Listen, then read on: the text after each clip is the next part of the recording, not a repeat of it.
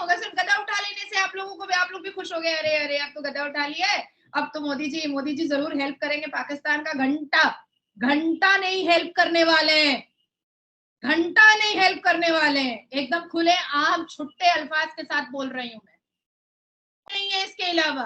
कैसे उठा सकता है गदा? गदा उठाने से पहले एक मैनिफेस्टो जारी करना चाहिए था, और उस मैनिफेस्टो में लिखना चाहिए था कि बलोच की, पाकिस्तान के बलोच की बैठी हुई धरने पर महरंग बेटी के साथ भी न्याय होगा, लिखना चाहिए था ना मैनिफेस्टो में। क्यों, वो मुसलमान बेटी नहीं है क्या?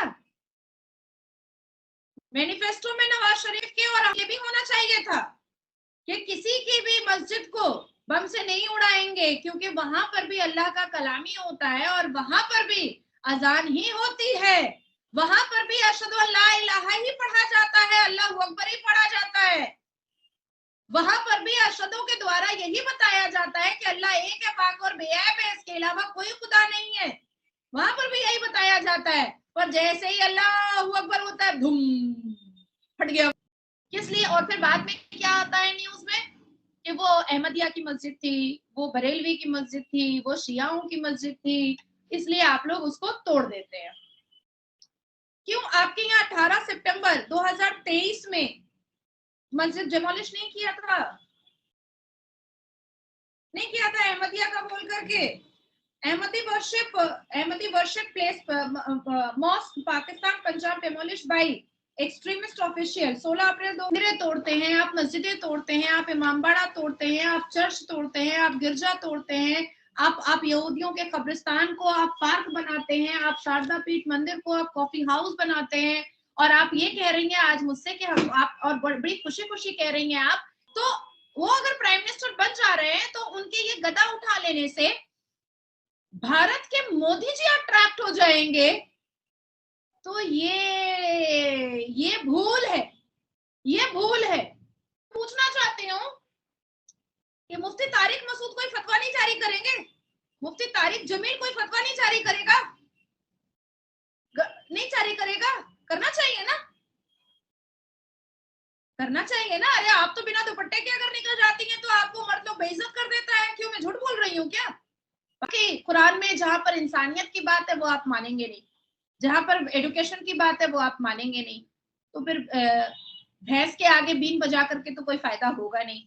आज मैं पिछले 10 साल से भारत के मुसलमानों को समझा रही हूँ कि एडुकेट हो जाओ, एडुकेट हो जाओ, शिक्षित हो जाओ, तो मुझे ही बोल देते हैं प्रोस्टिट्यूट, मुझे ही आवारा और लुच्चा और लफंगा बोल देते हैं। तुम बताओ मुझे कि भारतीय मुसलमान किस किस दिशा में जा रहे हैं, किसको फॉलो कर रहे हैं? इस्लाम तो फॉलो नहीं कर रहे हैं, ये तो मुझे समझ में आ चुका है। वो पैगाम मुगल को फॉलो कर रहे हैं, जैसे वो लूटता था, खसोटता था, तोड़ता था, चूरता था, मरोड़ता था, उसके बाद सबकी बहू बेटियों को लूट करके ले आता था।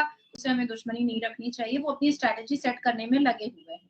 लेकिन बात ऐसी है ना कि चुड़ैल को जब हम देखते हैं ना, विच को, तो वो ऊपर से बहुत अच्छी लगती है, पर जैसे ही पैर की तरफ देखते हैं तो पैर मुड़ा हुआ रहता है और उससे बचने की कोशिश में इंसान लग जाता है। ठीक है, बिल्लो रानी बिलावल भुट्टो, तो वो भी बोला है कि भारत से हम लोग लड़ने को तैयार हैं। तो ठीक है, आओ ना, देखेंगे हम लोग भी सही। इमरान खान को आप लोग फांसी देने वाले हैं और या तो पूरी जिंदगी आप लोग जेल में रखने वाले हैं। वैसे भी उसके लिए ये सजा आप लोगों ने ठीक तय किया है।